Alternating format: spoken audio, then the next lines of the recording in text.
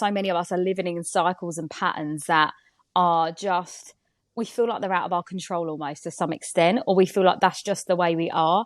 And we don't realize we can actually unlearn these systemic things that have either been passed down from your family or from society. You can unlearn all of that and you can create a new narrative that works for you, like your own story. You know, like I always say that you're the lead character of your own story. So why have you been sitting back as like the side character? Like, you need to be the main role now. Welcome everyone to another episode of the best podcast out there, the Coach Drive podcast. Today we are having over Sherisse. Hello Sherisse, how are you? I am so happy to have you with us. Hi, I'm really good, thank you. I'm excited to be here. And I am so excited to have you here with us and to have you share your energy with us and your wisdom you hold within, and you cannot wait to let it go. For those that don't know Sherisse, she is a professional dancer. Let me tell you, she is absolutely awesome, and an empowerment coach that shares the tools she has learned along her journey to self-love in the hopes that it helps everyone and everyone she connects with. Sherisse, would you like to tell us more about who you are and what you do? Yeah, absolutely. So it's really funny, actually. Obviously, I started my career as a professional dancer, and I feel like that was really the external and almost like a form of gaining validation, I think, in a way. Like, dance was always a real expressionate thing for me. I got to release a lot of, I'd say, pain and, like, you know, emotions that were built up in my body from my like adverse childhood. So dance was something I really found like home in, you know, and I found a space to be myself. And that was really what drove me the whole way through my career. And I've had so many obstacles and setbacks within that. Now it's kind of like, I feel like with a lot of people, the pandemic really made us turn inwards and like question, you know, what are we doing? Like, who are we basically? And I really did a deep dive into my soul in that time. Went back to university, did my master's degree, which again was another completely different scenario to what I've been in. I just like to throw myself into really difficult things if you didn't know.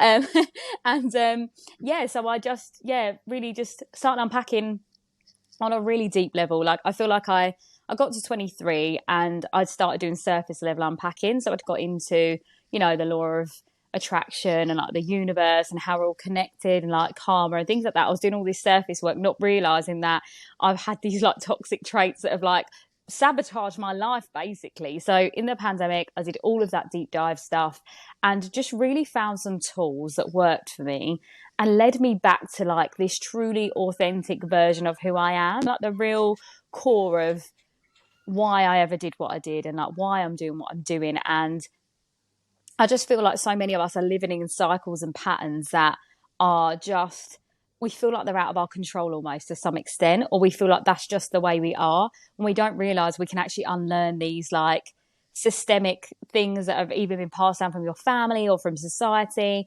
You can unlearn all of that and you can create a new narrative that works for you, like your own story. You know, like I always say that you're the lead character of your own story. So why have you been sitting back as like the side character? Like, you need to be the main role now. So it's all about that for me. And the real core of everything, I feel like, for me is when I found that real true love for myself, that's where authentic confidence really bloomed. And now it's not in a place of seeking validation, or it's not leading from ego. It's just a place of knowing and trusting and just feeling happy in who I am. And it's just a really beautiful space to be in. And I live so much of my life just, not there. So I feel like that's why it's so important for me to share this, because it's needed and necessary. And I think especially on a platform where, you know, like coaches, for example, you know, it's a constant give. We're giving all the time to like clients, to people that you see. And it's, if your cup's not full, you're just pouring from an empty cup. So it's like, for me, this is really important to share my tools, because hopefully then you can fill your cup up every time and lead from a full cup. And that's where you get the real grace and beauty and flow in everything that you do basically. So that's why, I feel like it's important for me to be here today. Exactly. And I love that so much. And I could almost feel everything that you were saying, because when you have your cup filled, there is so much more to give. But if your cup is empty, then it's much harder, because you're consuming yourself to a level that will actually harm you. If you're listening to this, you're probably trying to build and scale your online business. Am I right? Then we have just the thing for you, and it's free. We're building Pensight to enable people like you to set up your online store and monetize your knowledge via courses, one-to-one sessions, group coaching, digital products, Q&As, and bundles. It's purpose-built for you with bonus features such as video recordings, private notes for each client, Zapier integration, calendar sync, analytics, and much, much more to handle your scheduling automatically, accept payments, and help you scale your business. Check it out at pensight.com.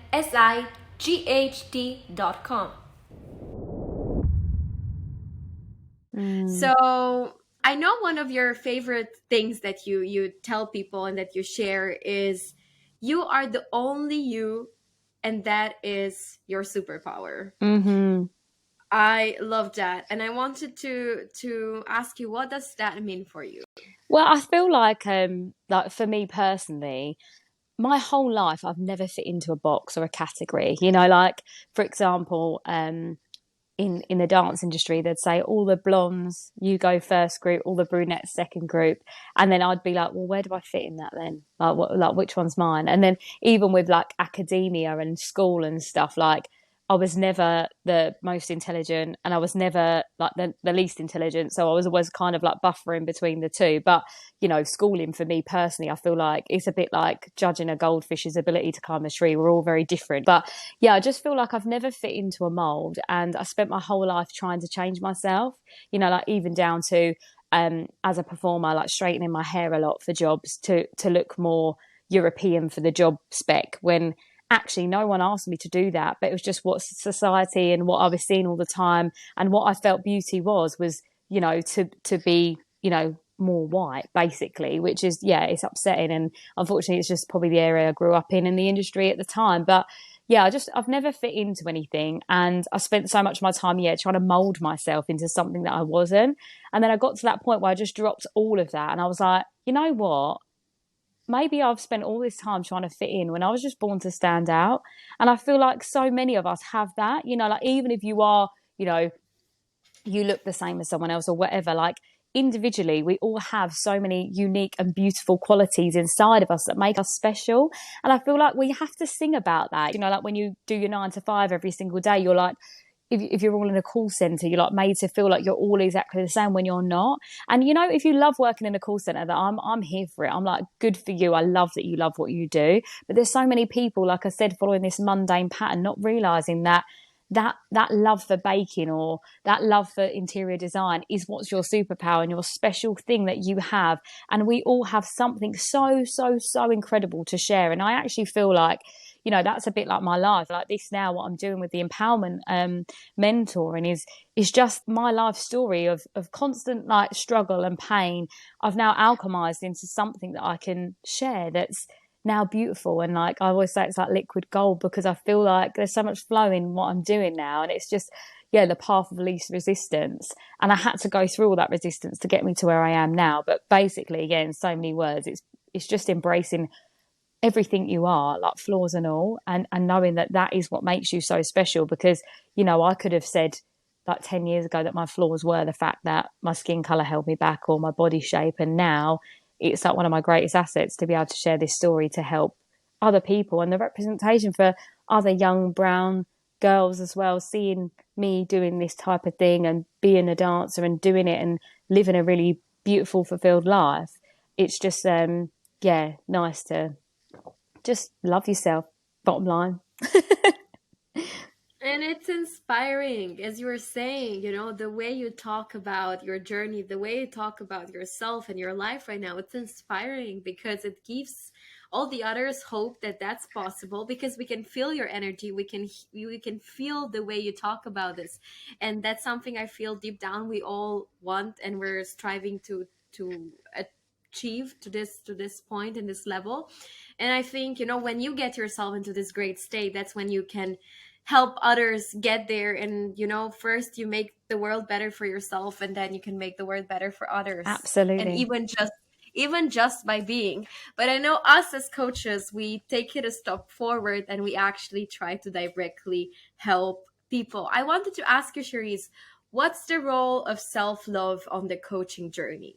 It comes back to that empty cup scenario. And I think, and also a really, really important thing is boundaries. Because I feel like this constant giving and this constant, like if you have a client that needs your attention and they message you in the middle of the night or whatever, and you want to be and support them, it's having those clear boundaries of knowing that, there's a certain extent that you'll help someone, but if it's a detriment to you and you're going to feel resentful for helping at that time, then you need to just say, I'm really sorry, I'll get back to you 9 a.m. tomorrow, or even having like an out of office that comes up, or just being clear, for example, if you can't give of a weekend or whatever, there's a time that you can't help. It's just making that very clear from the get-go, like as Friday's approaching, just sending a little email out to whoever you're coaching, just letting them know that this weekend I'm off the record, guys, but if you do need anything, please do drop me a message and I'll get back to you on Monday. Like clear boundaries is so important, especially for coaches, because like I said, constantly giving, if your cup's not full, if you're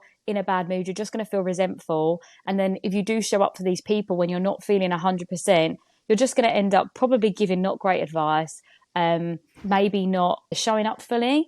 And I think that is a detriment, because then your client themselves might walk away thinking, oh, like, especially if you're projecting out your anxiety or your anger onto them, that just creates another cycle of like bad, really toxic traits, really, to be honest. And I think that's why, doing a deep dive and being self-aware, like for me personally, journaling's been a massive part of my life, because I've managed to like unpack so much of myself. And I think as a coach, to be able to reflect, because I'm sure we like for me, it is a core part of what I teach, but for all coaches to go back and reflect on your journey, with every client or every so often, because we get our clients to do the same for us. So why are we not doing that part ourselves as well? Like, what could you do better? What could you do differently?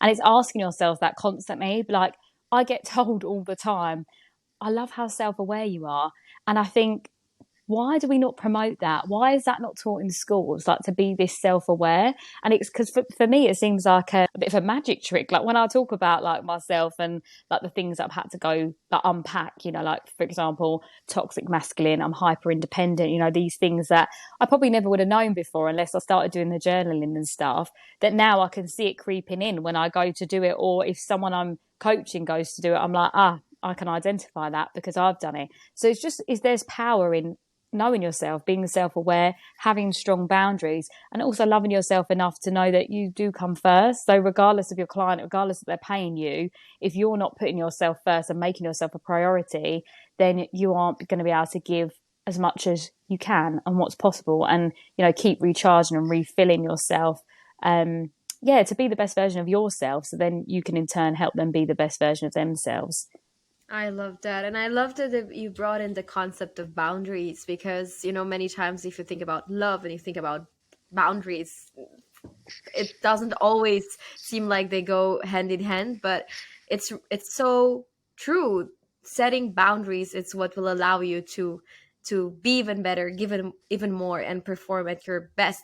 Now, what is something that has helped you a lot in this journey of being a mentor, an empowerment mentor, when it comes to the communication with your clients? Like what's been helped me deliver to the best that I can? Or I think so, in the way that you deliver, or just the communication that you have in your clients. What is something that has really made a difference in that?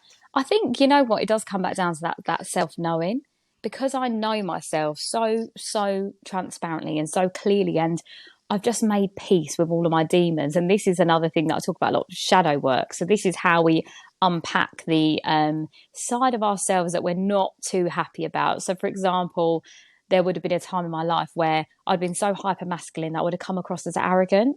So, doing this shadow work, unpacking and knowing myself fully has enabled me made me able to be able to give 100% and be really clear, because I feel like, who was it that says it? I think Stephen Bartlett said it recently. It was like, you can read all the books in the world, but if you can't read yourself, then you'll never be able to truly learn and grow. And I think that is really what the important thing is for me, because I want to continue to grow always.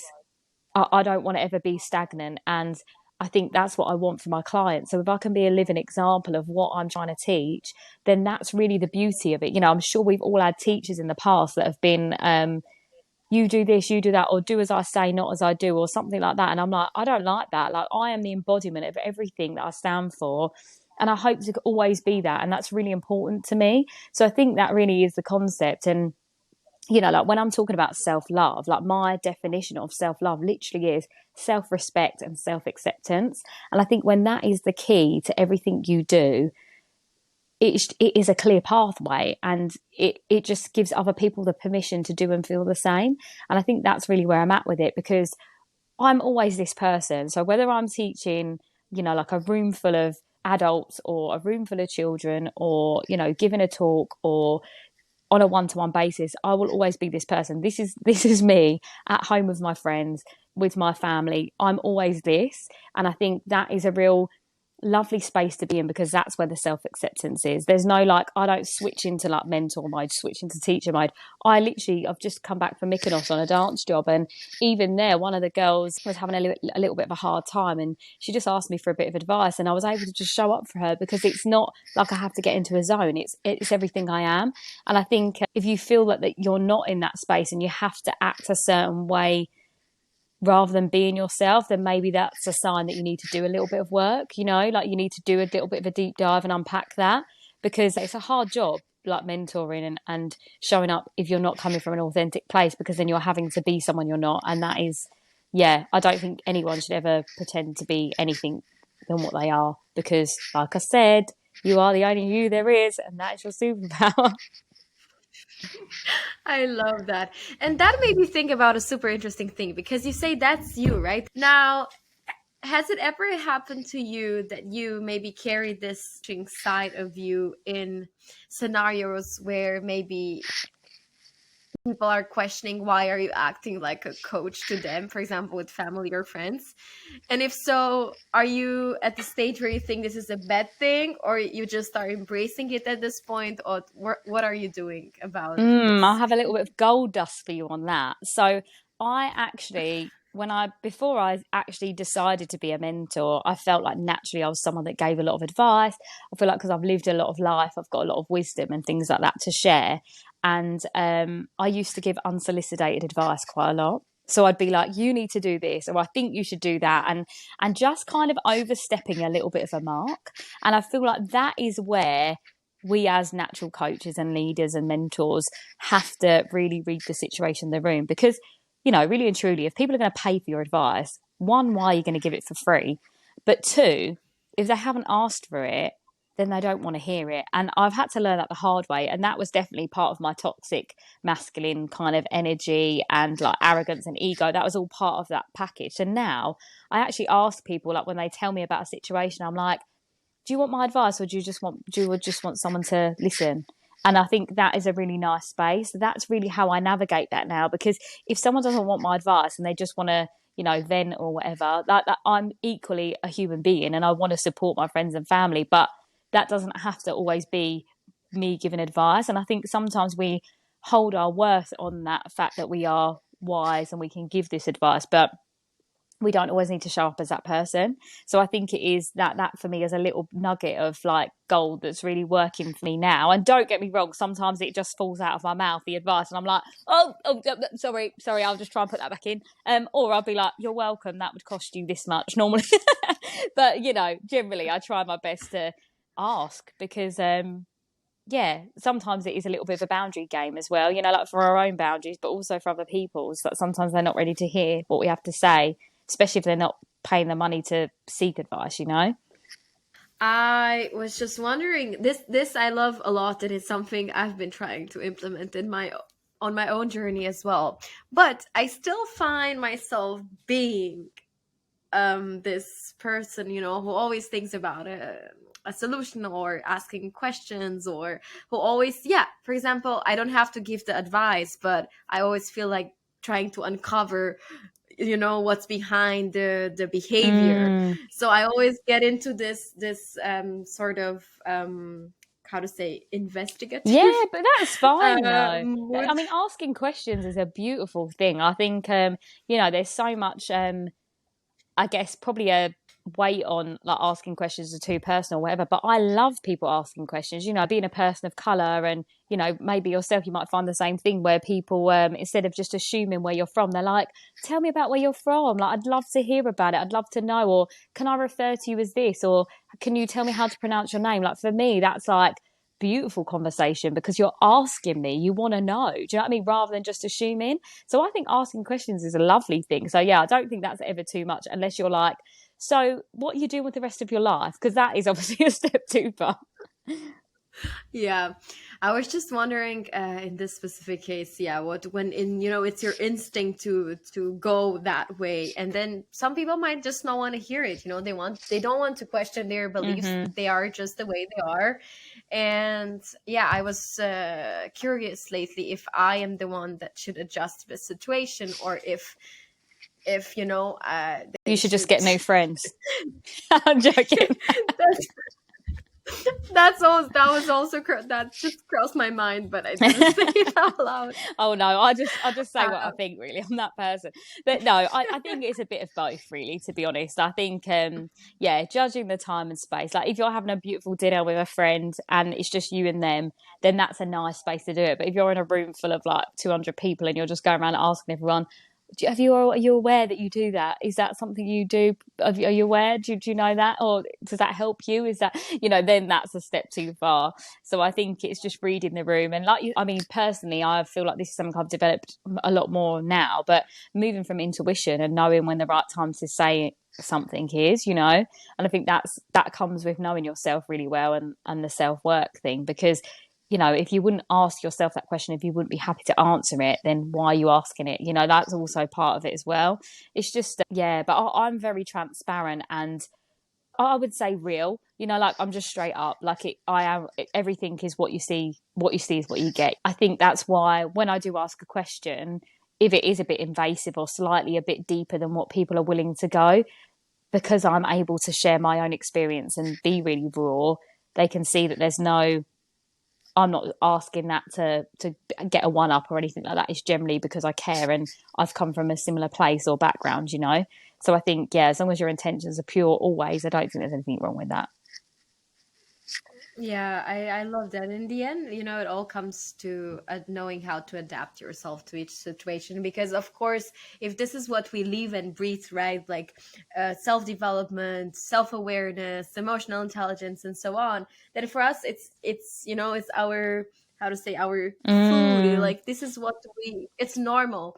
But I'm also aware that, there are people for which this is not part of their daily lives, or they're not even thinking about these things. And me coming with such an open attitude and just being who I am, that can be uncomfortable for them.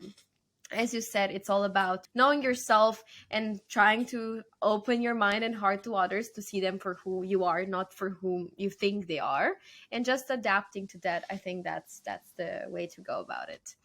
Okay, now I want to go a bit back, because you were mentioning core practices that you do when it comes to self-love. And if I'm not mistaken, is journaling, would you call that a core practice? 100%. Like so much so that I've actually developed my own journal now that I'm selling, that's going to be covering all of this stuff. But I've always journaled my whole life, and I didn't realise. So even from, I think I was about maybe 10 or 11, and my auntie, she's really spiritual, and she took me to this like beautiful store, and she lived in the countryside, so I had this like little fairy shops, and it was really spiritual.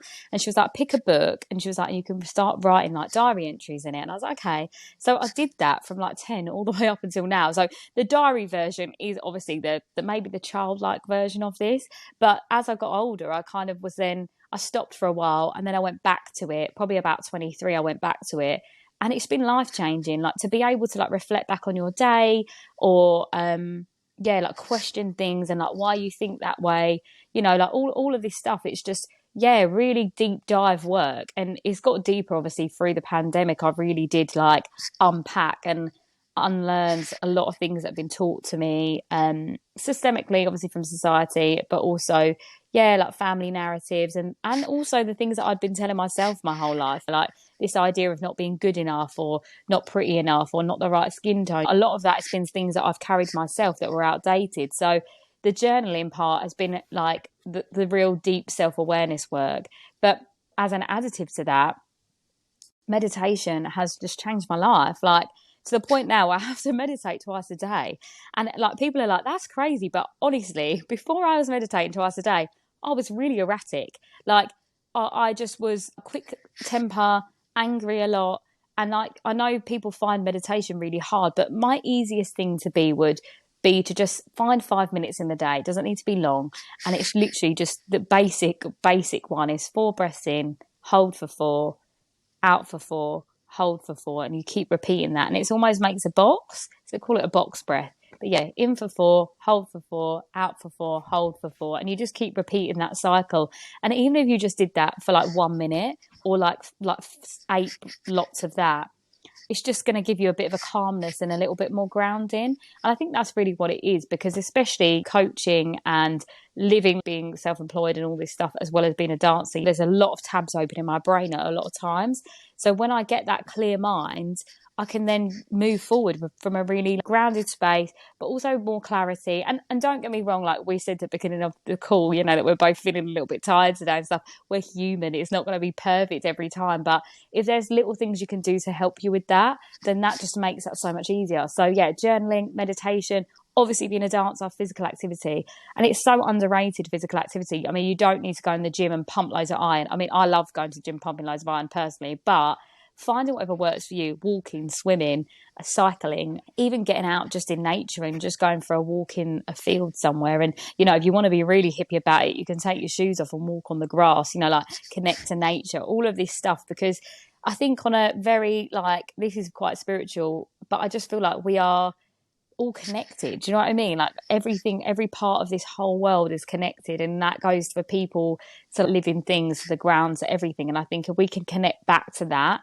we just, you know, anytime when you're feeling overwhelmed, it's just remembering that you're like one tiny dot in this whole universe, but we all work together as one network. And I think that's such an important, valuable part of information, because I think often we get caught up in the I'm going through all of this, or I'm struggling with that, or I'm this. But actually, you know, what I found the powerful thing about communicating as well with people, like, and dance has been a lovely part of that, because I've got lots of different friendship groups for that, is that release and that connecting to people and just sharing your experience, you know, like even if it's online, whatever it is, whatever works for you, seeing a friend, you know, that venting process, which actually comes through journaling, you're venting on your own basically. But when you've got friends to share that with as well, it's just, reminds you that you're part of something so much bigger than what you are. And on a very base level, my understanding is that humans just want to feel seen and heard. So, you know, if you can always feel seen and heard, and you can allow others to feel seen and heard, you just create beautiful connections. And I think that's what life's about, you know, in every form. So, yeah. For those who are not watching the video version, I just made a heart, because that really touched me. And I completely agree with you. And I think it's about that. It's about that connection. And also, again, going back to that, it's about knowing yourself. You're talking about all of these different physical activities that we can do. So it's all about discovering what works for you. 100% that's the key point to it. Again, coming back to the you are unique situation, you know, like we're all so different, but, you know, all connected in equal ways. So yeah, I completely 100%, I say that all the time. Now, just before we move on, I wanted you to tell us some tips on journaling. You said you've been doing this for a long time. You say you even created your own journal to sell, which I encourage the audience to check it out. What are you journaling about? What are some key things that we should know when it comes to journaling? I think on a very, very basic level, it's like, if you're new to journaling and it's something brand new, I would go through your day. So just be like, start with how you felt today. So for example, I might write the day, and then I'll just put, today was a really good day. Felt really like grounded. I felt really productive. And yeah, you could just go on to unpack your feelings. Please talk about your feelings in your journal. If you can't talk about it to people, talking about it to your journal is the most like beautiful, wonderful thing. And then I would go through unpacking like what happened in the day. So you could start with, you don't even have to be as explicit having breakfast, because obviously that's something minute. But if you are someone that struggles with eating, talking about food, amazing, keep doing it. So it's all about individual really. But maybe even going through like what went well today, what wasn't so well, what you could have done differently perhaps, and then what your plans are for the next day. So something very, very surface like that. Just setting yourself some bullet points like to check in with, even like things like scale of 1 to 10, like how you're feeling. Today was a 10, today was an 8, little things like that. Now, I don't overly evaluate those kinds of things, but I think it's a nice start, to just get you to think about it.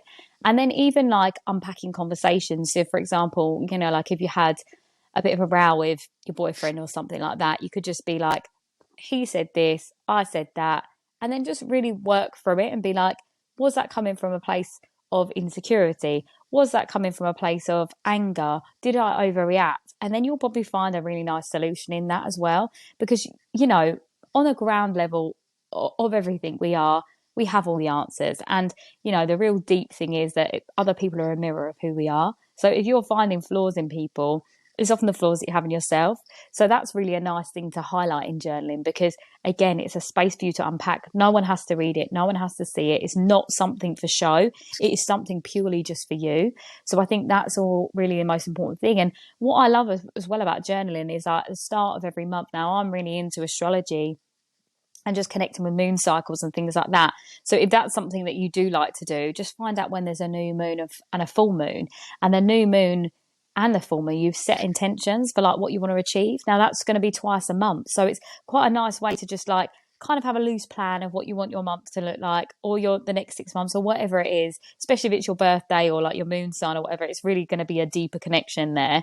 And then you can start to, just have like a beautiful way of like manifesting without even realizing the things that you want, and maybe even how you'd like to achieve that. And again, maybe it's just like a little bit, whatever you believe in, God, the universe, whatever, it's just sending that out. And we speak things into existence. So talking more about the things you want, it's just going to bring more of that in. And then the things that you don't want, is that how can we change that? What can we do to enable us to remove that from our life, or let go of that? And that let go is probably the most important word, because I feel like we hold on so much to resentment, anger, pain. Like it's a bit like that thing about, if you want to, having an anger at someone is like holding a hot rock. It's only us that's getting burnt. So it's like, can you let go of that rock? Like, how can you get rid of that? And that's why meditation ties in so beautifully, because there's lots of, if you're new to meditation as well, Spotify, YouTube, there's lots of things you can just type in, letting go meditation, or manifestation meditation. This is why all of this is connected. And then doing physical activity on top of that is just releasing those feelings and those emotions and those pent up bits of anger, but also enabling your endorphins to come through and your dopamine to hit, and then just feeling good, and then this is how then we can connect to people. Because once you've, say for example, you get up in the morning, you do your journaling, have a meditation, go and do gym or walk or whatever it is, and then you go meet a friend for coffee, that is a beautiful day. You've had everything you need in one day, right? And good food, good conversation, good chat. It's just that amplification of who you are, and just spreading out far and wide. And and I mean, obviously that's just an example of a very base level. When you dive in deep, it does get more painful. And I'm not going to lie, you almost have to, if you're ready to really unpack and find who you are on a really core level, you have to keep diving. Like, why do I think that way? Why am I feeling that way? If you're jealous, if you're angry, if you're upset, they're all the reasons why you should be journaling. Because 9 times out of 10, it comes down to like inner child work. Like maybe, for example, your friend gets a boyfriend and you've been single a long time, for example, and you're feeling like, oh, well, why does she get a boyfriend and I don't? And then you have to unpack it. And then it's like, do you have a fear of opening up? Are you afraid to love? Are you afraid of being hurt? Are you afraid of getting your heart broken? And you might find down the line that there was a boyfriend you had when you were 10 that told you that he wanted to go out with someone else and not you. And then you find that there's like these connections, and it really can be that deep, but it doesn't have to be to start off with. But you'll find that if you really do want a clear, open and easy life, you do have to dive in at some point. And it is uncomfortable, and lots of things will come up that you probably didn't expect. But if we can continue to keep doing that every time something does come up, we're just like unrooting. And it's a bit like, if you want something different in your life, if you want to create something new, it's a bit like taking a plant So say flour, for example, you'd have to get rid of the old soil. And the old soil is like the old toxic behaviours, the old patterns and all of the old outdated things. You'd have to reroot all of that soil, dig up all the old weeds and then get some new fertiliser or whatever. So the soil is nice and ready for that seed to be planted in. Because then once that soil is all fresh and new, that little seed is going to bloom so much more beautiful and brighter and not be tarnished by the old patterns and behaviors, because it's just got beautiful energy to thrive from. And it does take a lot of work, but I think for that true real happiness and that authentic love, like for yourself, you've got to do it. You have got to do it, and there'll come a time where you'll be ready. And it is hard, and it's continuous. At every level of your life you're going to have to go through some element of that, but that's where the growth is, and that's where the real beauty is of life. Because if you continue living on a very mundane pattern, you'll never really feel like the abundance and joy that life can really offer. And I feel like for me, my lows have been so low that my highs are just extraordinary. And now living in a space where I finally feel like all the doors are open for me in my life, I would love everyone to just be in this space, because I feel like this vibration is just so magnificent and wonderful. And I do want to just share it with everyone, because I've felt the depths of despair and the pit of like rock bottom. So to now feel like I'm just floating is just lovely. And like I'm floating in a really beautiful way that's like maybe floating, maybe flying, like it's just in a really lovely space. And I just want to promote more of that, really, because I think a lot of people think it is selfish to be like, have strong boundaries and to love yourself fully. And I think that's something that I really want to undo, because that's a societal narrative that's old fashioned. Like we should all live from this space of respecting ourselves fully, because then we're going to respect everyone else more, and we're going to respect other people's time. Like my friends that have really strong boundaries, we have such a beautiful relationship, because we know that, for example, my phone logs me out at 11 p.m. and then when I wake up in the morning, I don't go straight onto my phone. So the friends that know that I'm not going to respond until about 10, 11 o'clock, we have such a beautiful connection. The ones that message me at 8 a.m. and expect a response, they're the ones I have issues with. I'm like, you're not respecting my boundary there. But it's give and take, obviously. And I don't love them any less for overstepping the mark. We're human. But at the same time, true, real respect is given and earned from the space of receiving and giving on the same level, really. So I feel like I've gone off on a bit of tangent then, but hopefully you get my drift. No, I loved it, and I'm gonna tell you, I think my cheeks and mouth will hurt because I was smiling all the way while you were talking, because it's real and I feel it. Now, the last question that I would like to ask you, when it comes to our conversation today, what are some final tips that we can leave our coaches with? Anything that comes to your mind, anything that we didn't discuss, anything they can apply for themselves or for Absolutely. their Number one is boundaries. So know and set your boundaries. So go through and just have a little think about, is there do you feel like your clients overstep your boundaries? Do you feel like you don't give yourself enough time? Like the self-love thing, are you putting in enough practices for that? That is all tied into boundaries. And if there isn't, or if there's things that need to change, start implementing them.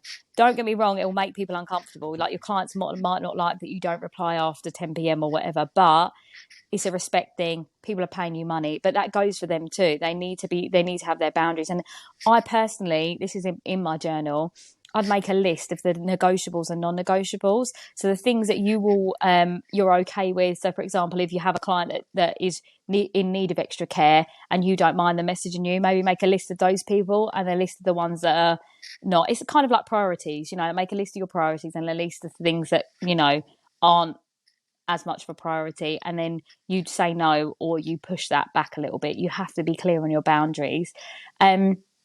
And then implementing the self-love thing, like making sure, for me, for example, it's very, very basic, but I always make sure I have a bath on a Sunday.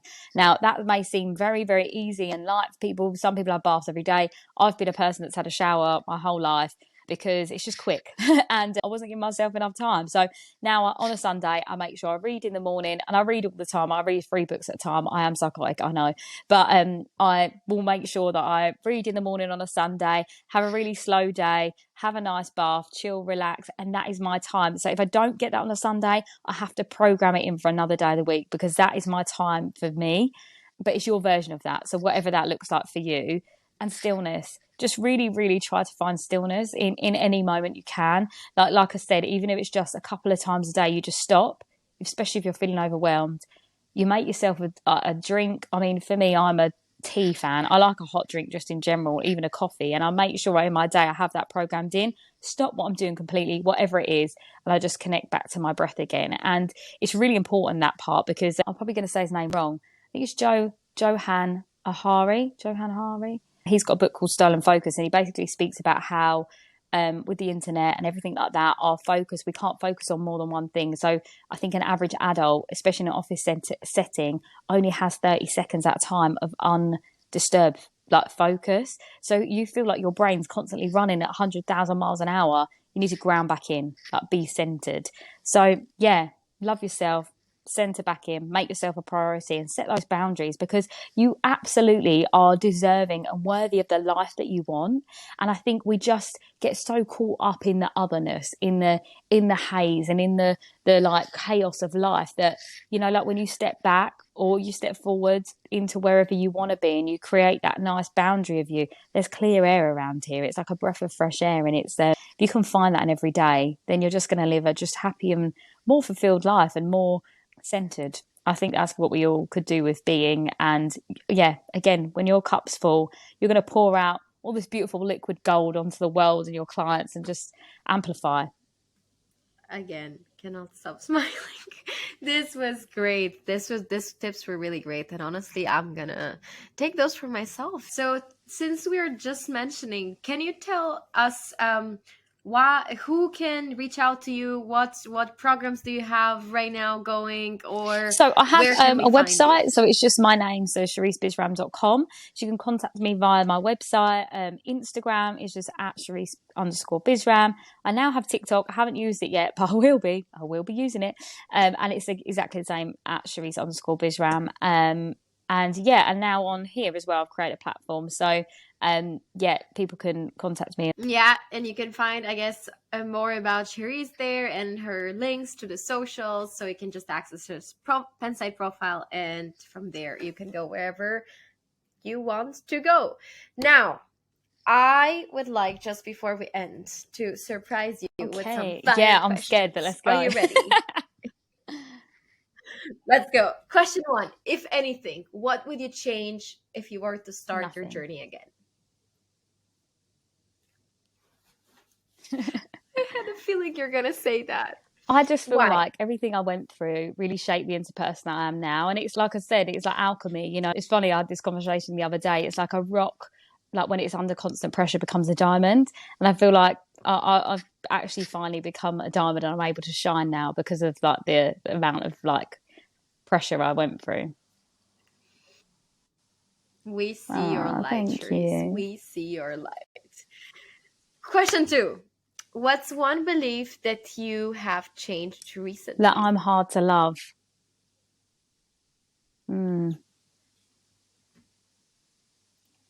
Okay, that's a big one, and I'm happy you are able to change that bit by bit, step by step. Question 3. Who are you most grateful for? I'm grateful for so many people. I cannot tell you. My whole family, we've been through so much. And yeah, the most probably my mum, because she just went through so much and she still remains soft. And I feel like that was the most beautiful thing in my life, because I became hard from the things that I went through, and my mum just continued to be soft. And at times she was too soft, and it angered me, but actually her softness has always been like a blanket of love, always, even at times where it was difficult. She was able to be that person. But I'm just grateful for everyone I connect with, always, because I think I just believe everything happens for a reason, and I think that we all connect and intertwine exactly at the right time for the right reasons. Even to be grateful to come on this platform and connect with whoever's listening, I hope that whatever I've said and shared today, there's like giving people hope and, you know, all of that stuff. And, you know, like I'm here to amplify and raise the vibration and help people. So yeah, just my heart is constantly grateful. That's exactly what we're doing, and we are very, very grateful for it. Question 4. I have got a million books everyone should read. Gosh, What Happened to You by Oprah Winfrey. That was a really good one. Seat of the Soul, Gary Zukav. The Four Agreements, that's Don Miguel Ruiz. Deepak Chopra, Everything. The Rise, that was Dr. Sarah Lewis. Burnout, that was Emily and Amelia Nawazaki, I think that's her name. Yeah, there's just loads. I could give you a whole list. I could write you a whole podcast about books. And I think you should do that. But let me tell you, I think you were, you know, like some of the names you said, I haven't heard them before. And it's always so good to hear new book recommendations, because I have a feeling there is this trend with the similar books going around. And I love what I hear. Brene Brown as well. She's an incredible one. Gotcha. Okay, last question. One message on a billboard for most people to see. What is what I say. You are the only you there is, and that's your superpower. That is just how I live my life now. That's just everything I do and say at the end of everything. And you know what I say as well, at the end of all of my talks, this is exactly what I say. I say, there is a light inside every single one of us. And when we can tap into that light and amplify it and glow to our fullest potential, we allow and give other people the permission to do the same. And when we shine that light out, you know, we amplify. When we all just glow to our fullest, and like, how much of a beautiful world would that be if we're all just glowing in our own divine energy and power and beauty, you know? So yeah, that's what I say, you know, is embracing it, all of us, flaws and all, and just celebrating who we are.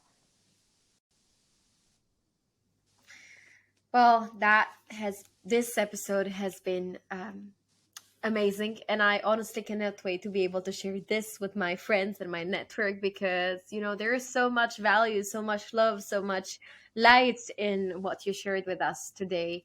And I want to thank you very much, Sherisse, for today, to thank our audience for sticking with us. I really appreciate the fact that, you know, it's been so rewarding, and, you know, I hope that if anything anyone takes away from this episode, it's just like, make more time for you. You know, you are the most important person in your life. And we get so caught up in like everyone else around us. And even parents, I know your children are your most important thing, and I absolutely agree with you. But if you are not, you know, living your life to your fullest potential, that is having a knock-on effect. And you are the example of how everyone else knows to treat you. So if you treat yourself with the most love and respect, everyone else will do the same, and in turn treat themselves the same, you know. So you're the most important person in the whole universe, and I hope that you take that away and celebrate that and love that. And yeah, thank you for listening. Thank you for having me. I feel really grateful to be able to share my knowledge and my life with everyone that listens. So thank you. Thank you. Wishing you all an amazing day, and see you for the next episode. Have a good one. Hope you enjoyed this episode. We'll be releasing every Wednesday, so make sure to subscribe and rate us 5 stars where you're listening to this show, to give others a chance to discover it too.